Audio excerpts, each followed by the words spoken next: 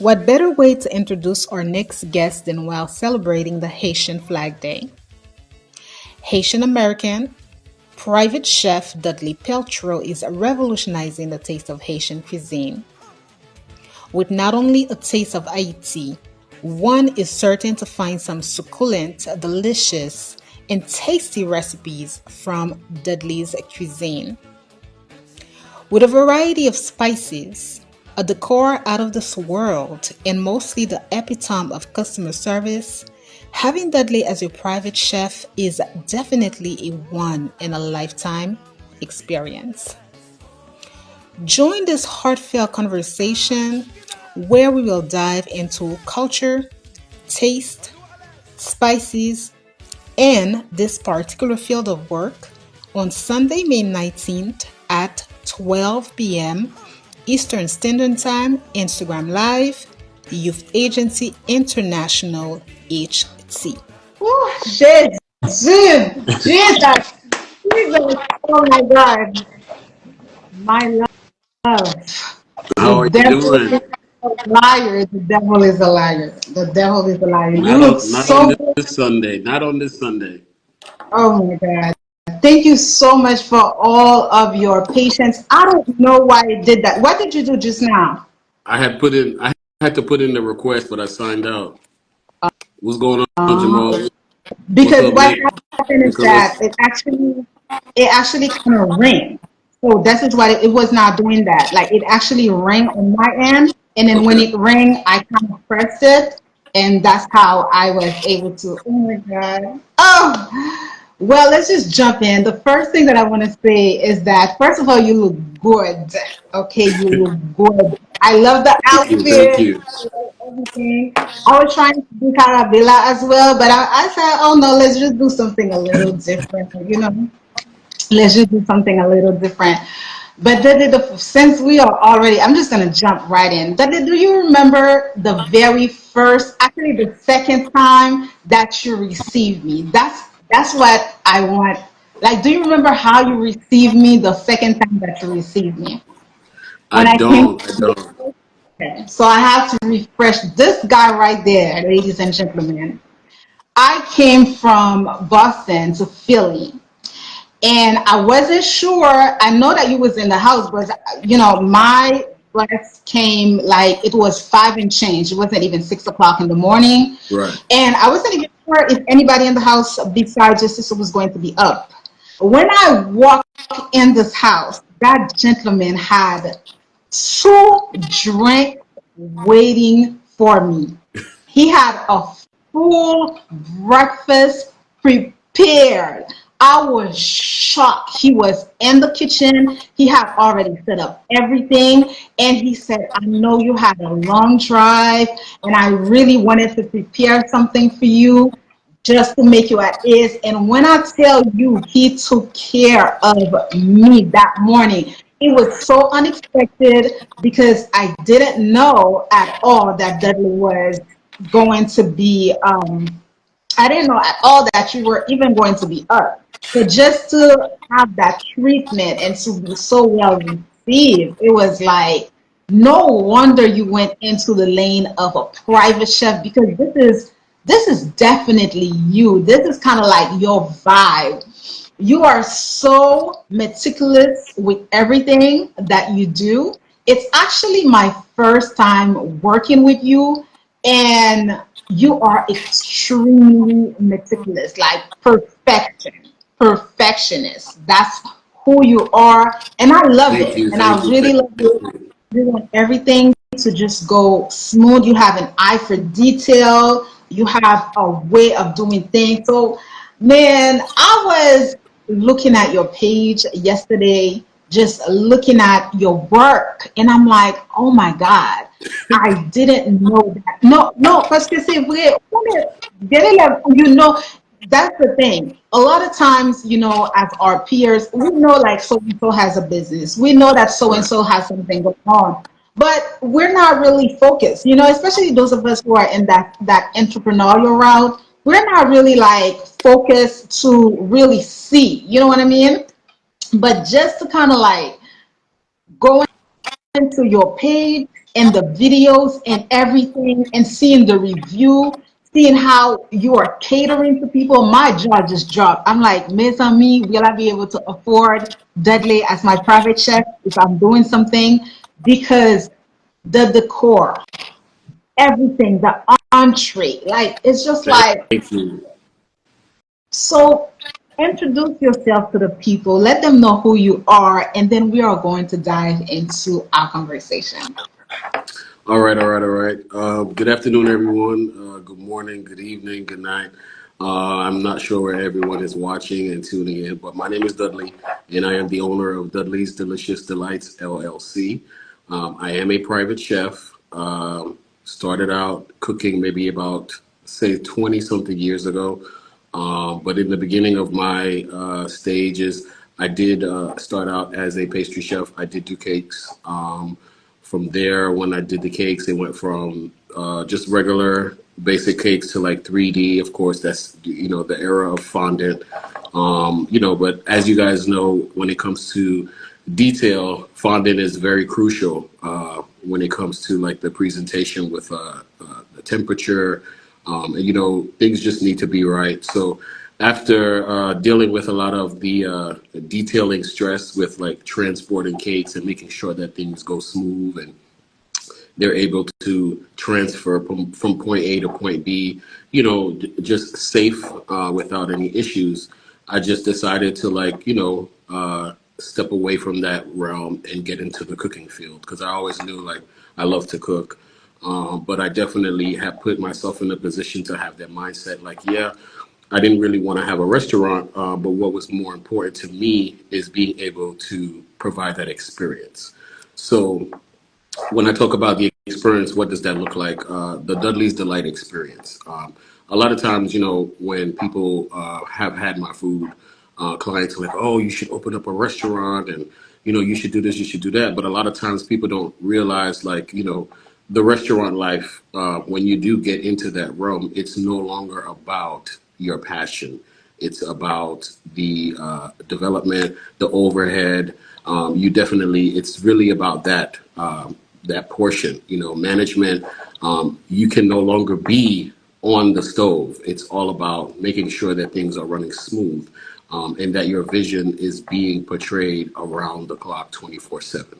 So for me, I always said, well, I was going to take a step back and realize, okay, well, how can I still be able to incorporate the Dudley's Delight experience in a way that's going to work for me?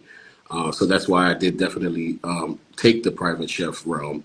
And, even through the midst of that, it's like understanding, like, as a private chef, you have the power to set the tone. You have the power to be able to create that experience, but at the same time, be in control of creating that room in a way that fits for you and your craft. Now, okay, so what made you, was it a passion? What made you to jump into cooking?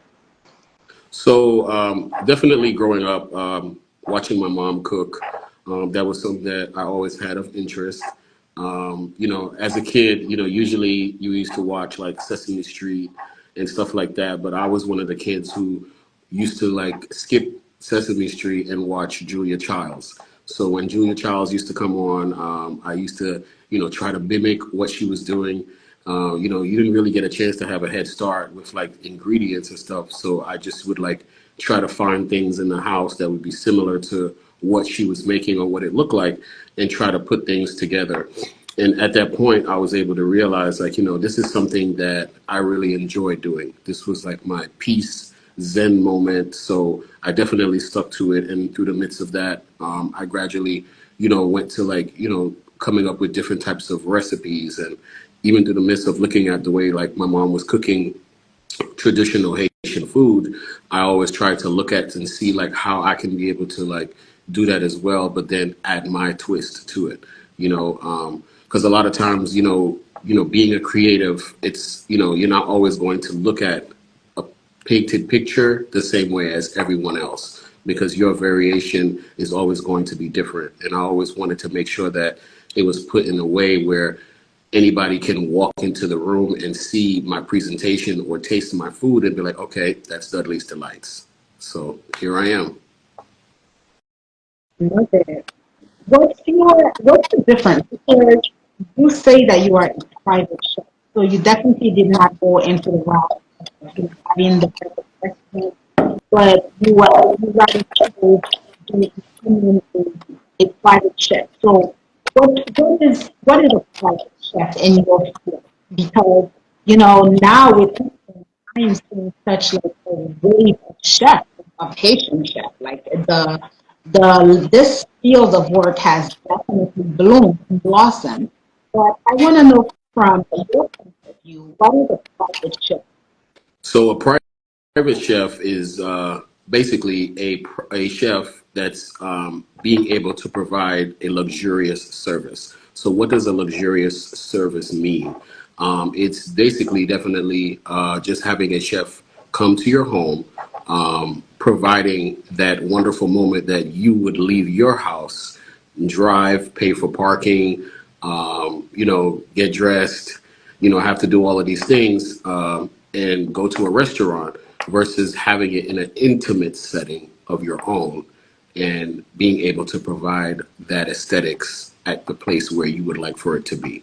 So it's definitely more of an intimate type of situation, even if it's maybe like 20 people, but it's still more form fitting. You're actually able to curate your menu. A lot of times you may want to go to a fancy restaurant and they might not have what you would like to eat on the menu. So that is important. And that's why we call it a luxurious service, because at the end of the day, you're being treated with top tier service.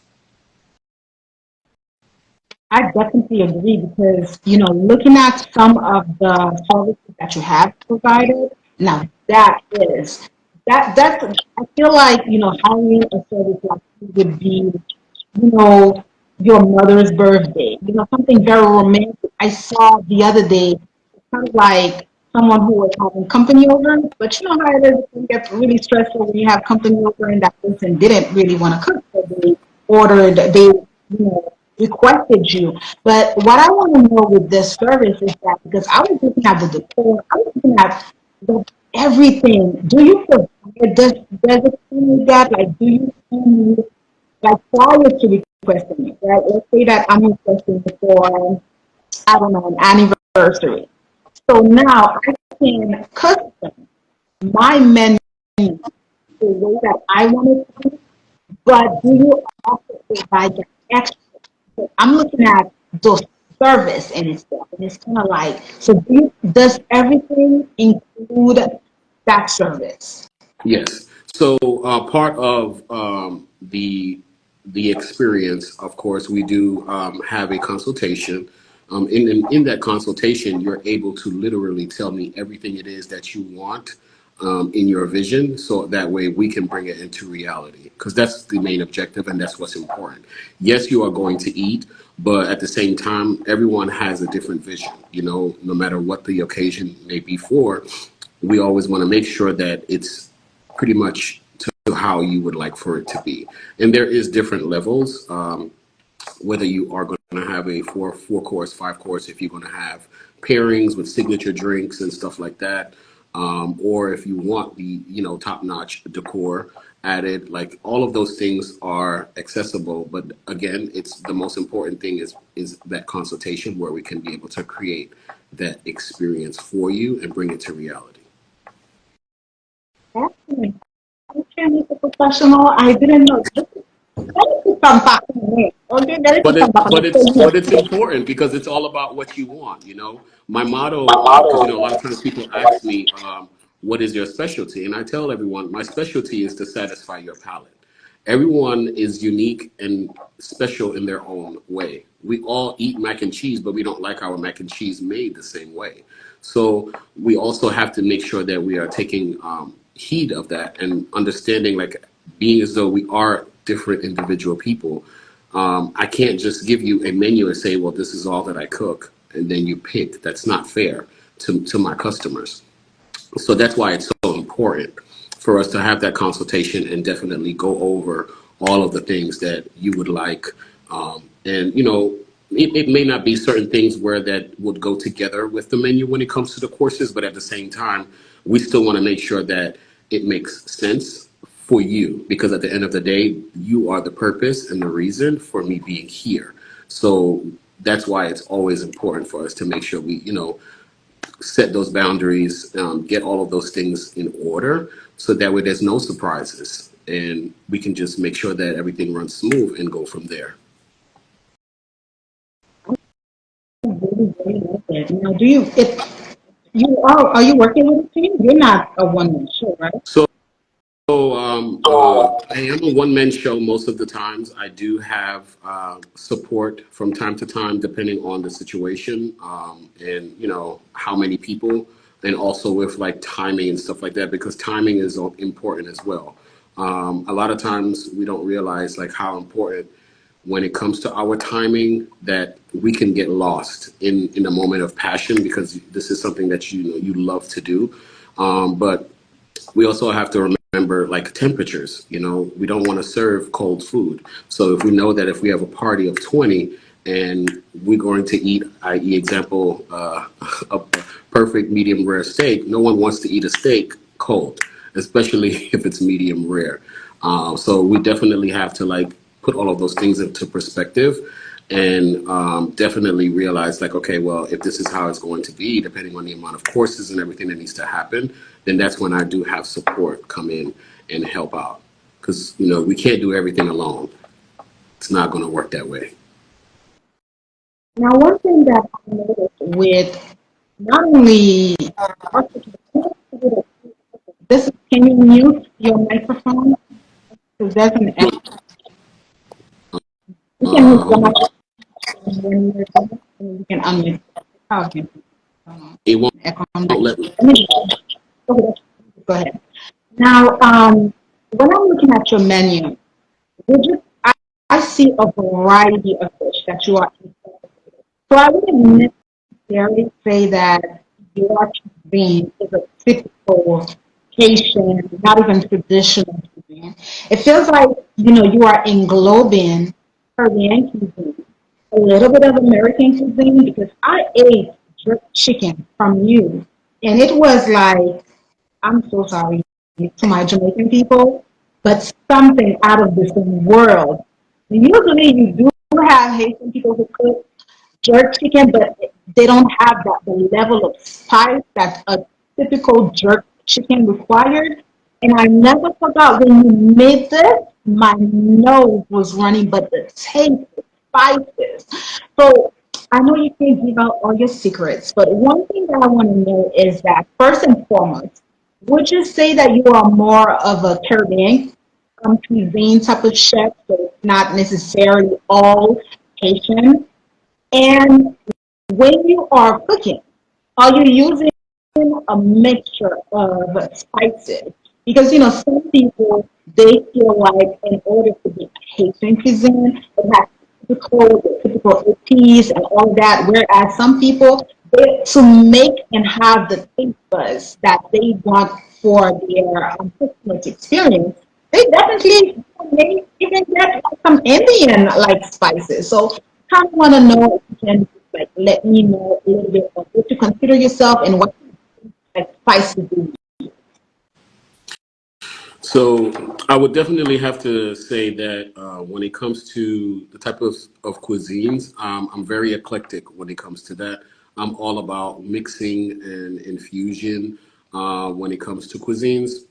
That's very important, because a lot of times, even in a setting where we are providing a service for a client, they're not going to always have all of the courses from one specific cuisine. However, there are pairings of things that do complement each other, which a lot of times we don't really take time to like, sit back and say, oh, okay, I never thought about that. And I guess this is where I come to play in terms of my role of being able to help you say, okay, well, how about we pair this with that? And they're like, oh, I never thought about that. But I think, what's important, which what you mentioned when it comes to the jerk chicken, is that one of my specialties that I'm very big on is fresh produce. I grew up on watching my mom use, fresh parsley, thyme, garlic, cloves, basil. So in even in the aspect of using these fresh spices we and produce and herbs, we also have to realize like not all of those spices and herbs go together. I do have different marinades. So even with my marinades for my meats, I have a marinade for poultry, I have a marinade for seafood, and I have a marinade for red meat. Because certain spices complement these meats differently in their own way. So it's really about knowing first your food groups, your items, knowing the taste, knowing what it does, and how it changes the taste for the food. Definitely have to say it was definitely hands-on and trial and error. So, because, as I was saying, when it comes to like making certain things, so for example, for my marinades, it's all about the trial and error, coming up with the right measurements of those recipes. Traditionally, of course, in our Haitian culture, we have something what's called ipis. And even in the ipis, like with my epices, I do different types, like I mentioned, depending on, again, the type of meats that I'm using.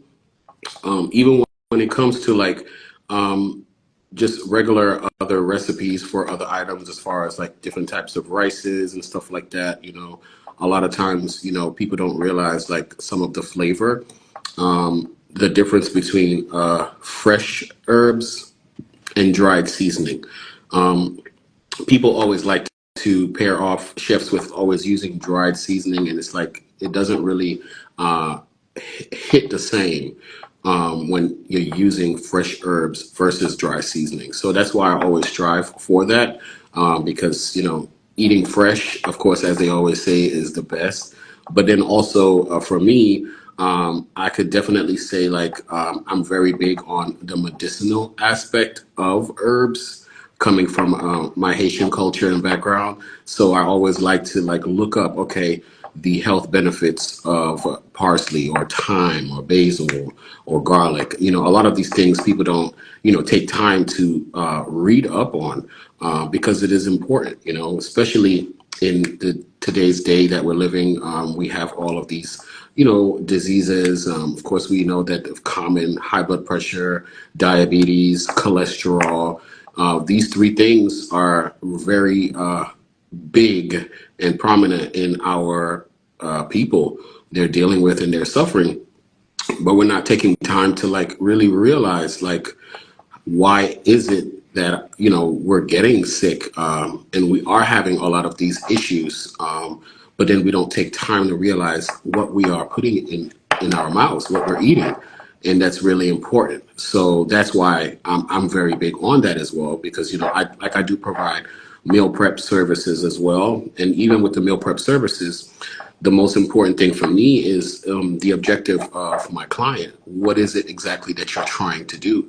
Even with the meal prep. So I do also ask, what are your health condition? What's your health condition? And then from there, we can kind of break away.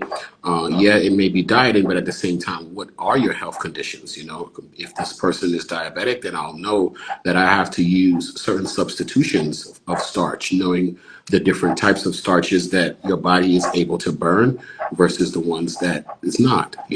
Also having clients understand the difference between eating processed foods and fresh foods, and how that may have an effect on your body.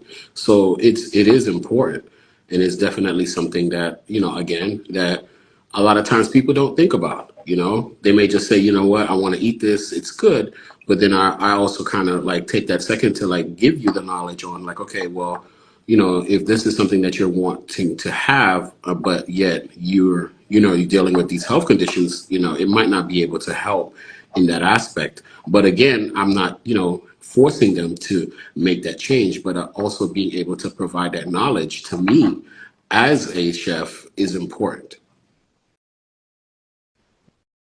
Wow, that's a very, very detailed service. So someone who is in the process of changing their diet can also include you. For example, someone who is transitioning, so many people who need, they want to eat food, Do you cater to these vegan people? Do you cater to them? Yes, yes, I do.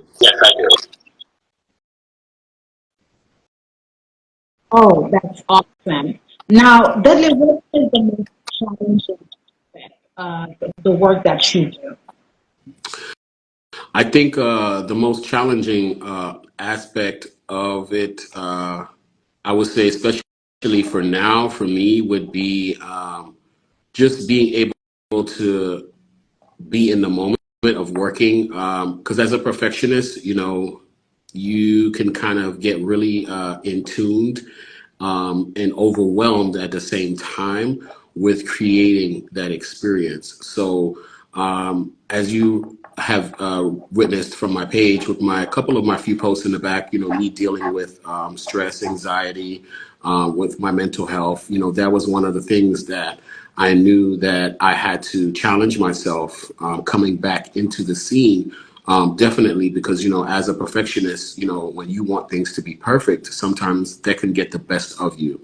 So me working in out of my comfort zone it has definitely been the challenge. Um, but it is also helping me through my journey of getting better in terms of the aspect of like working in a way that's going to help my mental but not destruct it, if that makes sense. I think in this new stage that I am in the healing stage, I am also working on myself, on taking a step back to look at how I'm able to troubleshoot those situations that I've dealt with, but at the same time, being able to have a different outlook on things, and then bring it into reality without me speaking, but showing, if that makes sense. Absolutely, I definitely agree with you. We're gonna dive into entrepreneurship, but one more thing, I want to know the exciting part of the business that you do. I think the exciting part for me is definitely the behind the scenes, but with the behind the scenes, getting the results, and the results is the client. It's their feedback, and a lot of times people think that just the feedback just has to be good. Like I would like to still know how you feel because again, you can never satisfy everyone in life or please everyone in life. So even though in the moment of me being a perfectionist, I always have to remember, I take all feedback the same way, whether it's good or bad.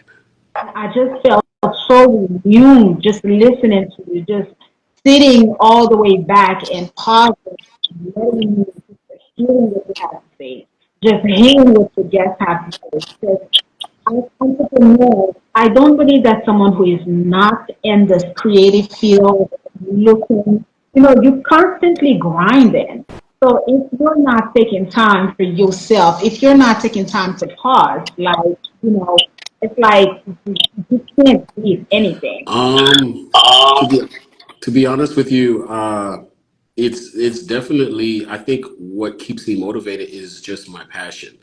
A lot of times we have to realize that when you do have a business, don't make it a business just because you think that it's going to be lucrative for you or it's going to help you make money, because nine times out of ten you're going to come into a path where you will hit rock bottom or a dead end.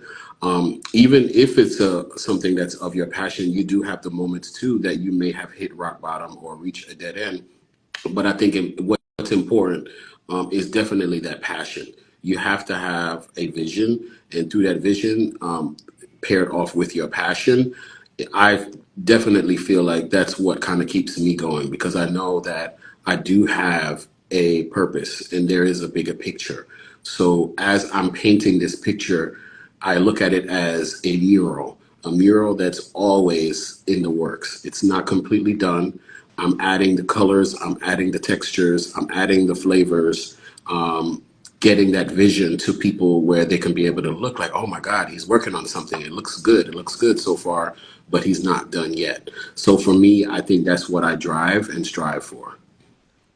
Is so I'm gonna have to say 3 years ago, I had woke up, and usually in the morning time I'm usually up at the crack of dawn, 4 a.m. And I know at 4 a.m. is not the best time for people to have all of these amazing ideas or manifestation. Usually you're trying to get up. But 3 years ago back, I woke up one morning, and this was like close to my birthday time, and I was trying to like plan my birthday and figure out what I was going to do. And I literally, something just like spoke in my ear and just like got this idea where it's like, okay, well, why don't you feed the homeless for your birthday? And I didn't even like frown or nothing. I just thought about it like, you know what, that's a good idea. But throughout the day I did take time to like think about it, like what would make me want to do that. And I looked at it from this perspective that every year, everyone spends so much time. Yes, this is your birthday. This is the day that you were born. You should have, be able to celebrate, sit back. But, also, I think for me, I was thinking about people who were less fortunate, who aren't able to really celebrate their birthday, doesn't have a chance to be able to have a comfort or just a regular meal. In that moment, I was like, okay, well, I would like for other people to celebrate their birthday the same way like me, because through the years, I'm not going to say that I'm partied out, but I am getting older. I think I've done just about anything and everything that I would like to do on my birthday. So I said, why not? So that first year, I got up. I partied the night before. It was a bit much for me, but I woke up. I was still determined. I looked at it as if it was an event that I was catering for, and that was it. I told a couple of my friends about it, and seeing like how they can help, because as we guys know, you can't have a village by yourself. You need to be able to find those people that are going to be for you and are going to be able to help build that village and keep it strong and firm. So, we got together, went and did all the shopping. I had a couple of friends who were helping out with, you know, packing the food into the containers for me. But for the most part, when it came to like the cooking and everything, I took care of that. And again, yes, on my birthday. So it was an amazing experience. It was definitely uncomfortable in a sense because I didn't know what to expect. But at the same time, I did learn a lot. Because a lot of times, you usually will see people and they say, I'm going to feed the homeless, and they'll go get pizza, or they'll just get, snacks or little things here and there, pick up and go. But then, being able to like interact, engage and have conversation.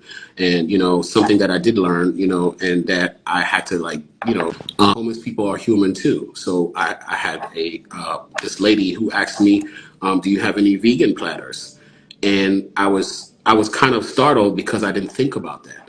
And I was like, wow, what would make me not think about it? But then again, stepping back and having that mindset, it's just like some people are not taking that time to think about it. And I had to take accountability on myself on not being open-minded to that. So then that's when I kind of made sure I did have some extras that didn't have meat and that were still, vegan appropriate for them to eat. And I still was able to make it work. I also had people who were requesting clothing, which was something that I didn't think through. Because, of course, my birthday is in November. Granted, it's not really that cold around that time where I live now, but it was still something that it was important to think about, and just having that interaction and that engagement. And, even during COVID, because that's COVID was around that time, it was still very interesting experience and heartfelt.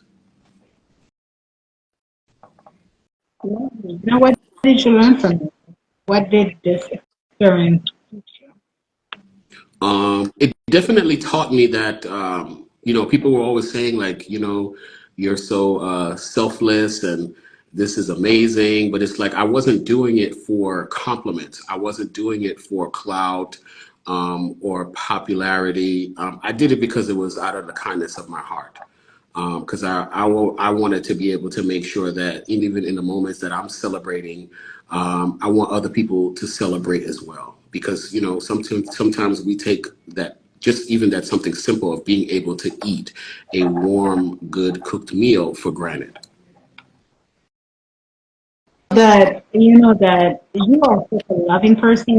You are kind. You big heart. So when it comes to my business, that is definitely something that I am working on.